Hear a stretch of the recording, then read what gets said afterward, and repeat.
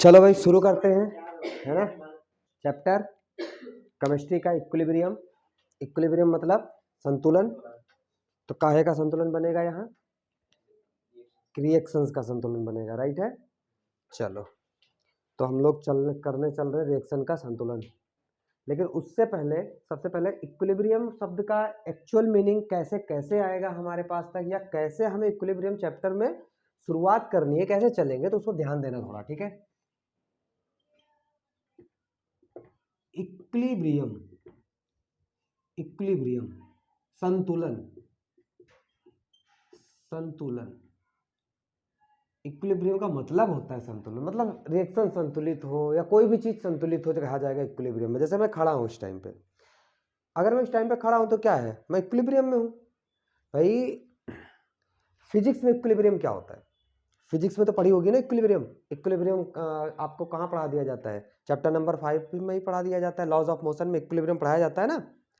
Actual में जो first law of motion पढ़ते हो वो कुछ नहीं, एक्चुअली इक्विलिब्रियम ही है। समझ आई बात? तो चलो इक्विलिब्रियम का मतलब क्या होता है पहले हम समझते हैं इसको ध्यान से। फिजिक्स में जब हम इक्विलिब्रियम पढ़ते हैं तो उसको हम कुछ इस तरीके पढ़ते हैं। मान लो मेरे पास कोई मास है m, कोई ऑब्जेक्ट है उसका मास m है, उस पर फोर्स लग रही है इस साइड से मान लो F, और दूसरी फोर्स लग रही है इस साइड से और इसका भी मैग्नीट्यूड मान लो F है। दोनों के मैग्नीट्यूड इक्वल है, दोनों की डायरेक्शन अपोजिट है, तो हम क्या बोलेंगे? ये सिस्टम इस टाइम पे इक्विलिब्रियम में है। ये सिस्टम इस टाइम पे इक्विलिब्रियम में है। क्या क्या अब सुनना ध्यान से मेरी बात। क्या इसके अंदर के जो पार्टिकल्स हैं वो भी इक्विलिब्रियम में है? क्या इनके अंदर के इलेक्ट्रॉनों का वाइब्रेशन रुक गया है? नहीं। क्या इनके अंदर के जो एटम्स हैं उनके बीच में एटम्स क्या होते हैं, अपनी अपनी पोजीशन पे क्या करते हैं? वाइब्रेट करते रहते हैं। उसके वजह से उनके अंदर काइनेटिक एनर्जी होती है, वाइब्रेशनल काइनेटिक एनर्जी जिसको बोलते हैं। क्या वो रुक गया है? नहीं। मतलब वो सब चल रहा है, वो इक्विलिब्रियम में नहीं आया है, पर वो ओवरऑल जो सिस्टम है वो सिस्टम क्या आ गया है? वो सिस्टम पूरा इक्विलिब्रियम में आ गया है, ठीक है ना। तो ये चीजें हम फिजिक्स में ज्यादातर इनकी बात करते हैं। पुली लटकाते हैं, उस पर मास लटकाते हैं, बोलते हैं इक्विलिब्रियम में होगा तो फोर्स बताओ, ये वो एक्सेलरेशन बताओ अगर मास ज्यादा कर दिया जाएगा। वो सब बातें वहां हम लोगों ने डिस्कस की लॉज ऑफ मोशन में जो भी थी, है ना। यहाँ पे धीरे धीरे हम केमिस्ट्री की तरफ बढ़ेंगे, ठीक है ना। अब सुनना, केमिस्ट्री की तरफ बढ़ने का मतलब हुआ ऐसे इक्विलिब्रियम को हम क्या बोलते थे? ऐसे इक्विलिब्रियम को बेटा बोला जाता था स्टैटिक, स्टैटिक इक्विलिब्रियम। क्या बोलते थे? Static equilibrium. ऐसे इक्विलिब्रियम को, क्लियर है ना बातें? बात समझ में आई? लेकिन लेकिन लेकिन मान लो तुम्हारे पास यहां पे एक टब है, तुम्हारे यहाँ पे पास एक टब है, इस टब में कुछ वाटर फिलअप है। मान लो इस टब में क्या है? कुछ वाटर है, और यहां पे एक टैप है, एक टैप है, और इस टैप से ड्रॉप ड्रॉप कर करके पानी इसमें गिर रहा है। साथ में यहां पे एक लीकेज है मान लो, और जैसे यहां से एक ड्रॉप पानी जब इसमें गिरा तो यहां से एक ड्रॉप निकल गया, जब इसमें से फर्दर एक ड्रॉप गिरा तो यहां से फर्दर एक ड्रॉप निकल गया, जब इसमें से फर्दर एक ड्रॉप गिरा तो यहां पे फर्दर एक ड्रॉप निकल गया। अब मुझे बताओ, जो यहां पे वाटर लेवल होगा इस कंटेनर में या इस टब में, जो वाटर लेवल होगा, क्या वो वाटर लेवल घटेगा? क्या वो वाटर लेवल बढ़ेगा? क्या मैं बोल सकता हूं वो वाटर लेवल कांस्टेंट रहेगा? क्या मैं बोल सकता हूं कि वाटर लेवल इक्विलिब्रियम में रहेगा? कोई चेंज आया वाटर लेवल में? अगर मैं एक अननोन पर्सन होता, मुझे नहीं पता होता लीकेज है, और मैं देख रहा होता तो मैं क्या होता, यार पानी तो बढ़ ही नहीं रहा, ये जा कहां रहा है? हमारे हिसाब से तो उतना ही पानी है, कोई चेंजेस नहीं है, मतलब ये वाटर लेवल इक्विलिब्रियम में है। बात समझ आ रही? ये वाटर लेवल क्या है? इक्विलिब्रियम में है। तो अब ध्यान देना, इसमें वाटर लेवल जो इक्विलिब्रियम में बोला गया, ऐसे इक्विलिब्रियम को हम लोग बेसिकली डायनेमिक इक्विलिब्रियम बोलते हैं। एक्चुअली ये इक्विलिब्रियम में है लेकिन रुका हुआ नहीं है, अंदर बहुत कुछ चल रहा है। क्या जो वाटर ड्रॉप इस जगह पे था वो 2 सेकंड बाद इस जगह पे है? वो चला जाया नीचे, वो वाटर ड्रॉपलेट इक्विलिब्रियम में नहीं है, पर ये पूरा का पूरा वाटर इक्विलिब्रियम में है। समझ रहे हो मैं क्या कहना चाह रहा हूं? वाटर लेवल की अगर बात की जाएगी तो इक्विलिब्रियम में है। अब थोड़ा सा कुछ हम लोग केमिस्ट्री में इक्विलिब्रियम चैप्टर में कुछ इस टाइप की चीजें पढ़ने वाले हैं। अब ध्यान से समझना। सपोज करो अगर मैं यहां पे ये बोलूं कि पानी का भरना, जो पानी टब में भर रहा है, पानी का भरना, ठीक है ना, पानी का भरना, और इधर से क्या है, पानी का निकलना। तो पानी के भरने की जो स्पीड है वही स्पीड क्या है, पानी के निकलने की। एक्चुअली पानी का भरना इज ए फॉरवर्ड रिएक्शन। पानी का भरना क्या है मेरा, एक फॉरवर्ड रिएक्शन है। और पानी का निकलना, अब थोड़ी देर के लिए समझो, पानी का भरना क्या है, फॉरवर्ड रिएक्शन। और अगर मैं बोलूं कि पानी का निकलना, तो ये क्या हो जाएगा, बैकवर्ड रिएक्शन। समझ रहे हो, बोल भाई। बैकवर्ड रिएक्शन, बातें समझ में आ गई। तो पानी का भरना फॉरवर्ड रिएक्शन, पानी का निकलना बैकवर्ड रिएक्शन। अब मेरे को एक बात बताओ, ध्यान से सुनना। अगर पानी के भरने की स्पीड पानी के निकलने की स्पीड के बराबर रहे तब ये इक्विलिब्रियम में रहेगा। लेकिन अगर पानी के भरने की स्पीड ज्यादा हो जाए निकलने से, तो क्या इक्विलिब्रियम रहेगा वाटर लेवल? क्या निकलने की स्पीड ज्यादा हो जाए भरने से, तो क्या ये इक्विलिब्रियम में रहेगा? आंसर है नहीं। मतलब कहने का मतलब ये हुआ कि फॉरवर्ड रिएक्शन बैकवर्ड रिएक्शन दोनों बराबर होगी तभी इक्विलिब्रियम अचीव होगा। फॉरवर्ड रिएक्शन बैकवर्ड रिएक्शन दोनों बराबर होंगी तभी इक्विलिब्रियम अचीव होगा, ठीक है ना। तो यानी कि पानी का भरना पानी का निकलना एक एग्जांपल था आपको ये समझाने के लिए कि फॉरवर्ड रिएक्शन बैकवर्ड रिएक्शन कैसे काम करती हैं। अंदर में बहुत कुछ चल रहा होगा। केमिकल रिएक्शन जब हम कराएंगे, मान लो नाइट्रोजन हाइड्रोजन मिलकर अमोनिया बना रहे हैं, तो अंदर में बहुत कुछ चल रहा होगा, बहुत चीजें बन रही होंगी, बहुत चीजें डिकम्पोज हो रही होंगी। लेकिन बाहर से देखने वाले को लगेगा कि ये तो कांस्टेंट है ना यार, ना अमोनिया बन रहा है ना नाइट्रोजन बिगड़ रहा है।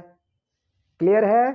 तो कुछ ऐसा चलेगा। यानी कि सबसे पहली कंडीशन मिली कि इक्विलिब्रियम में होने के लिए फॉरवर्ड रिएक्शन और बैकवर्ड रिएक्शन का बराबर होना जरूरी है। और इस बात को मैं बार बार रिपीट करूंगा, ध्यान रखना।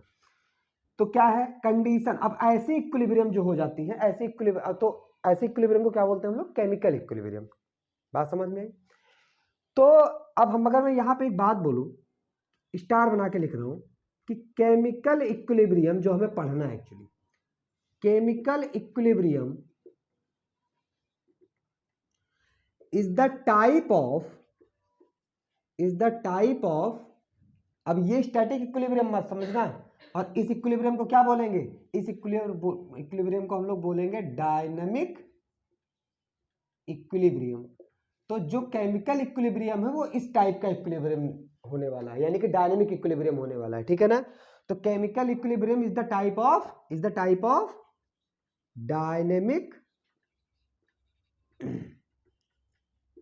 इक्विलिब्रियम। क्या यहां तक की बातें समझ में आई? केमिकल रिएक्शन क्या है? एक डायनेमिक का जो है एग्जांपल है। मतलब ये एक तरीके से मैंने आपको बताया इंट्रो पार्ट की बेसिकली इस चैप्टर में कहां से शुरुआत करनी है। तो हाँ, आपको ये समझ आया ना कि केमिकल इक्विलिब्रियम क्या होने वाला है। एक्चुअली होने क्या वाला है?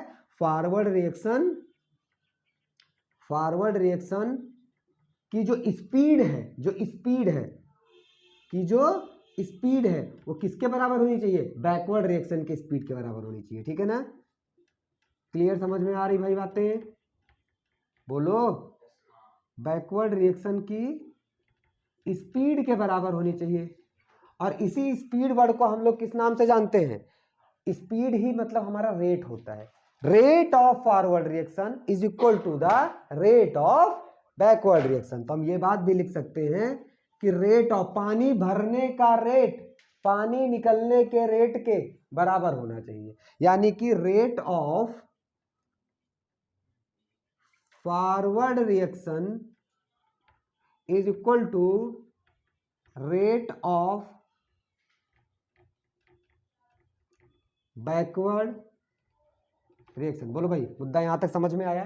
तो इस सब में सबसे खास बात आपने क्या सीखी?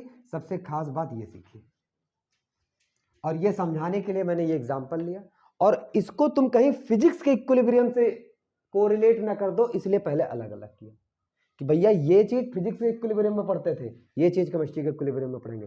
फिजिक्स के इक्विलिब्रियम में हम फोर्स लगाते थे, यहाँ फोर्स लगेगा, ऐसा नहीं कि लगेगा नहीं, पर कुछ और तरह के फोर्स होंगे, कुछ और चल रहा होगा अंदर, बाहर से इक्विलिब्रियम, अंदर से कुछ और।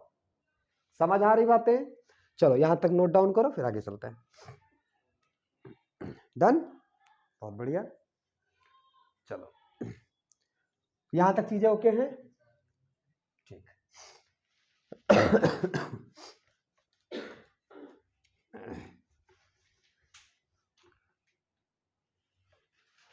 चलो अब बात आती है कि जो एक मेरा केमिकल इक्विलिब्रियम होता है, जो ये मेरा केमिकल इक्विलिब्रियम होता है, ये होता कहाँ है? तो केमिकल जो रिएक्शंस होती हैं, ये पढ़ के आ चुके हो चैप्टर नंबर 5 में कि दो तरीके की रिएक्शंस होती हैं, एक रिवर्सिबल रिएक्शन होती है और एक इरिवर्सिबल रिएक्शंस होती है। एंट्रोपी जब जहाँ पढ़ाया गया होगा वहाँ पर चीज़ें बताई गई हैं कि जैसे जो रिवर्सिबल रिएक्शन होती है और जो इरिवर्सिबल रिएक्शन होती है, उसमें किसमें इक्विलिब्रियम अचीव होगा और किसमें नहीं होगा, इस बात को जानने की कोशिश करते हैं। तो बेटा इरिवर्सिबल रिएक्शन क्या होती है? रिवर्सिबल रिएक्शन क्या होती है? सुनना इरिवर्सिबल रिएक्शन में बेसिकली मान लो A प्लस बी से कोई प्रोडक्ट बनता है C प्लस डी, तो ये रिएक्शन A से A B मिलके CD तो बना सकते हैं, CD तो बना सकते हैं, लेकिन CD मिलके AB नहीं बना सकते, रिवर्स नहीं हो सकती ये रिएक्शन, इसीलिए इसको क्या बोला जाता है? Irreversible reaction. Irreversible reaction basically बहुत फास्ट रिएक्शन होती है, ये बात भी बताई गई होगी कि जो इरिवर्सिबल चीजें होती हैं बहुत तेज होती हैं, जो रिवर्सिबल चीजें होती हैं बहुत स्लो होती है, यानी कि हर स्टेप के बाद उसको रिवर्स किया जा सकता है, पर इरिवर्सिबल चीजों को रिवर्स नहीं किया जा सकता, इसीलिए इनको बोला जाता है इरिवर्सिबल रिएक्शन। समझे? तो इरिवर्सिबल रिएक्शन क्या होता है? जैसे फॉर एग्जाम्पल लेता हूं मैं, जैसे मैंने बोला कि एसिड है वो बेस के साथ मिलेगा, मान लो स्ट्रॉन्ग एसिड है और बेस भी स्ट्रॉन्ग है, या दोनों वीक ले लो, एग्जाम्पल है, कुछ भी ले लो यार, अपने घर का ले लो कुछ। एसिड और बेस मिले और बनाएगा क्या बनाएगा? नमक और पानी, सॉल्ट और वाटर। और नमक वाला सॉल्ट नहीं है, समझ आई बात? सॉल्ट और वाटर मतलब इसका सॉल्ट बनाएगा, सोल्यूशन का सॉल्ट बनाएगा, ये बातें समझ में आई? अब सुनना, सॉल्ट वाटर यहां से बनता है। अब क्या कोई बोले भैया काम करो ना, ये तो सॉल्ट बन गया या पानी बन गया, अब एक काम करो पानी और सॉल्ट से फिर से एसिड बना दो, फिर से बेस बना दो, संभव है? नहीं संभव, इरिवर्सिबल है।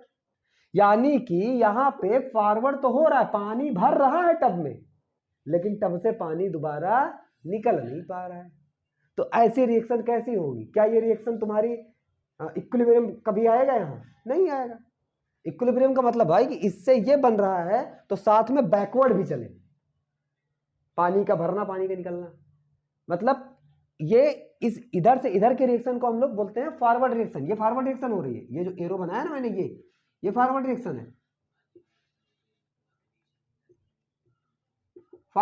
है, पर इधर से बैकवर्ड रिएक्शन नहीं हो सकती। अच्छा एग्जाम्पल के लिए सुनो, दूसरा एग्जाम्पल, कोयला लो, कोयला मतलब कार्बन को ऑक्सीजन की प्रेजेंस में जला दो, जलेगा, जल के क्या बनाता है? दुनिया जानती है भैया, कार्बन डाइऑक्साइड और प्लस हीट बनेगा, कार्बन डाइऑक्साइड और हीट बनेगा। चलो कोई आएगा और बोलेगा काम करो, तुमने कोयला जलाया है, कमरे में कार्बन डाइऑक्साइड गैस भरी है और जितनी हीट निकली थी कमरे से मैंने बाहर नहीं जाने दिया, दोबारा उसको जोड़ो और फिर से कोयला बनाओ और ऑक्सीजन बनाओ, मुझे सांस लेनी है। संभव है? नहीं संभव। अरे जो हीट निकल गई समझो, तो सारी हीट को फिर से पकड़ के फिर से कार्बन बना दे, ऐसा संभव नहीं है। अब कार्बन डाइऑक्साइड गई, हीट गया, उसको दोबारा लाके कार्बन नहीं बना सकते। यहाँ फॉरवर्ड रिएक्शन तो हो रही है लेकिन बैकवर्ड रिएक्शन हो ही नहीं रही है, तो इक्वल की तो बात ही अलग है। पहले तो होना चाहिए, होने के बाद फिर जब इक्वल होगा तब इक्विलिब्रियम आएगा। तो जब यहाँ पे बैकवर्ड रिएक्शन का नामो निशान ही नहीं है तो इक्विलिब्रियम की तो बात ही नहीं होनी है, ये बात क्लियर? चलो एक और एग्जांपल लेते हैं। हमने लिया, ये 10th क्लास में ये सब एग्जांपल पढ़े हैं जो ले रहा हूं, मतलब कुछ टफ ना लगे उस बेस से उठा रहा हूं आपको। एक और एग्जांपल लेते हैं, ध्यान दो। AgNO3 की रिएक्शन करा दो NaCl से, तो क्या बनाएगा? ये बना देगा AgCl और बना देगा NaNO3। बात समझ में?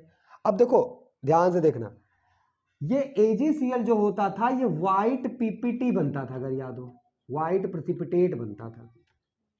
अब व्हाइट प्रेसिपिटेट बनके ये एक सॉलिड के फॉर्म में इनसोल्यूबल फॉर्म हो गया। इनसोल्यूबल हमारे कहाँ फॉर्म हो गया? वेसल में फॉर्म हो गया, नीचे आ गया। अब तुमसे कहा जाए इस PPT को दोबारा से तुम अब इसी रिएक्शन को परफॉर्म करके दोबारा से AgNO3 और Na बना दो, तो भाई इस NO3 के पास तो Ag है ही नहीं, और ये Ag लेके PPT बना चुका है। अब कैसे बनेगा ये? तो ये रिएक्शन तो हो गई, पर ये रिएक्शन फंस गई, इसका मामला फंस गया। यानी फॉरवर्ड रिएक्शन हुई बट बैकवर्ड रिएक्शन नहीं होगी यहां भी, क्योंकि प्रेसिपिटेट बन चुका है। और प्रेसिपिटेट से अब दोबारा Ag कहां चला गया? प्रेसिपिटेट में चला गया। और भाई प्रेसिपिटेट में चला गया और NO3 के बाद Ag है नहीं, इससे लाख बोलोगे ए भाई Ag दे मेरा, है ही नहीं, कहां से देगा ये? अरे मान लो तुमने 5 लाख रुपए किसी को दे दिए, उसके 5 लाख रुपए उसने गिर गए, खो गए, या किसी और को दे दिया, जुआ में उड़ा दिया, दारू पी लिया 5 लाख की, ठीक है ना? अब क्या करेगा बता? अच्छा उसने मगर मस्ती कर ली, कुछ भी कर लिया, मतलब 5 लाख रुपए उसके पास अब नहीं है। अब तो वो भाई मेरे 5 लाख रुपए दे, है ही नहीं तो कहां से देगा? किडनी थोड़ी बेच देगा। अब इसके पास NO3 के बाद Ag है ही नहीं तो कहां से लाएगा? Ag तो गया, वो तो बन चुका है सॉलिड, इनसोल्यूबल, PPT बन चुका है। तो अब ये नहीं मिलने वाली, यानी यहां भी बैक फॉरवर्ड रिएक्शन तो हो रही, फॉरवर्ड रिएक्शन तो हो रही, लेकिन बैकवर्ड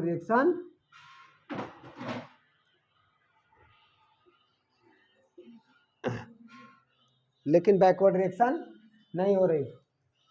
फोन देखो किसका है कौशल,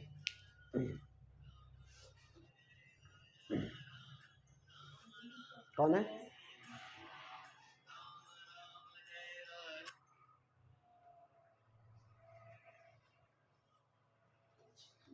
चलो पहले तो इतनी बातें सुनी, इतनी बातें समझी। अब ध्यान से देखना, अब जीवन में हमें क्या सीखने को मिली? इन दोनों रिएक्शन ने हमें कुछ सिखाया कि कभी जीवन में कंबंशन रिएक्शन दिख जाए, एक ऐसी रिएक्शन है, कंबंशन रिएक्शन है, जलने वाली रिएक्शन, जरूरी नहीं कोयला ही जलाओ, मेथेन जला दो, पेट्रोल जला दो, डीजल जला दो, कुछ भी जला दो, पेट्रोल जला के दोबारा से पेट्रोल ऑब्टेन कर सकते हो?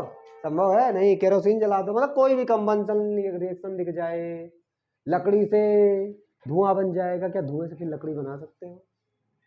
समझ आ रही बात? अच्छा, कभी भी प्रेसिपिटेट रिएक्शन दिख जाए, जहां प्रेसिपिटेशन फॉर्म हो रहा हो, यानी कि कभी भी जीवन में प्रेसिपिटेट रिएक्शन अगर दिख जाए, प्रेसिपिटेट रिएक्शन दिख जाए, तो वो भी क्या होगा? इरिवर्सिबल रिएक्शन होगा, और इरिवर्सिबल होगा तो फॉरवर्ड होगा लेकिन बैकवर्ड नहीं होगा, और जब बैकवर्ड है ही नहीं है तो इक्वल होने का तो सवाल ही पैदा नहीं होता, ठीक है ना? तो अब इन तीनों चारों एग्जाम्पल से, इन रिएक्शन से हम इस निष्कर्ष पर निकलते हैं कि कभी भी जीवन में इरिवर्सिबल रिएक्शन दिख जाएगी तो 99.9% केमिस्ट्री है, 0.1% छोड़ना पड़ता है, यही फिजिक्स होती 100% बोलता है। 99.9% वो रिएक्शन इक्विलिब्रियम कभी अचीव नहीं कर सकती। समझ आई बात? क्लियर है?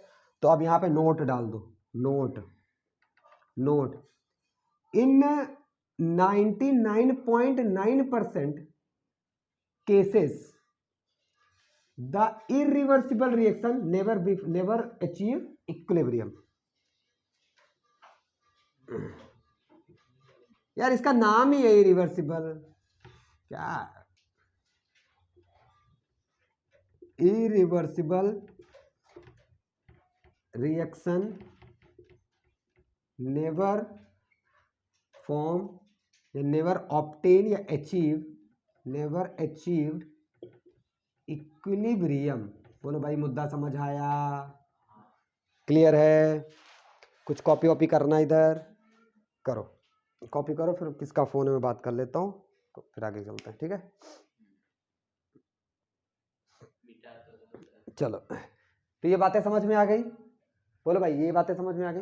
अच्छा, एक चीज और ध्यान रखना कि यहाँ पे ये भी लिख सकते हो कि मतलब यहाँ पे in irreversible reaction there is no backward reaction and therefore equilibrium never achieve. तो ये बात भी लिख सकते थे, ठीक है ना, कि in irreversible reaction there is no backward reaction and that's why there is no equilibrium at any situation. चलो, अब ये तो बात इक्विलिब्रियम की इरिवर्सिबल की हो गई। अब मैं पकड़ता हूं रिवर्सिबल रिएक्शन, ठीक है ना। बोल भाई, समझ में तो आ रही है बातें? कुछ ऐसा जो ऊपर से तो नहीं निकल रहा? बोल भाई, नहीं निकल रहा? चलो बढ़िया। अब बात करते हैं इक्विलिब्रियम रिएक्शन की, सुनना, सॉरी रिवर्सिबल रिएक्शन की। तो रिवर्सिबल में इक्विलिब्रियम का केस आएगा, रिवर्सिबल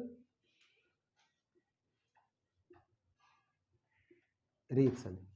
जो रिवर्सिबल रिएक्शन होती है कुछ ऐसे बनेगी, ध्यान देना कौशल, जैसे A प्लस बी बन गया मेरा C प्लस डी, बन गया मेरा A प्लस बी बन गया मेरा C प्लस डी।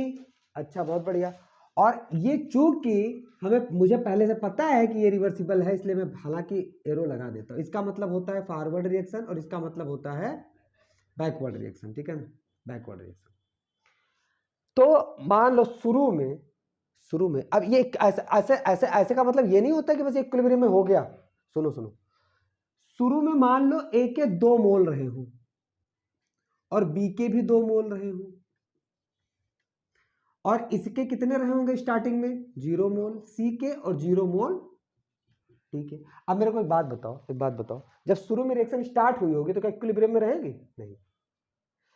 इसके कुछ मोल कंबाइन होंगे, इसके कुछ मोल कंबाइन होंगे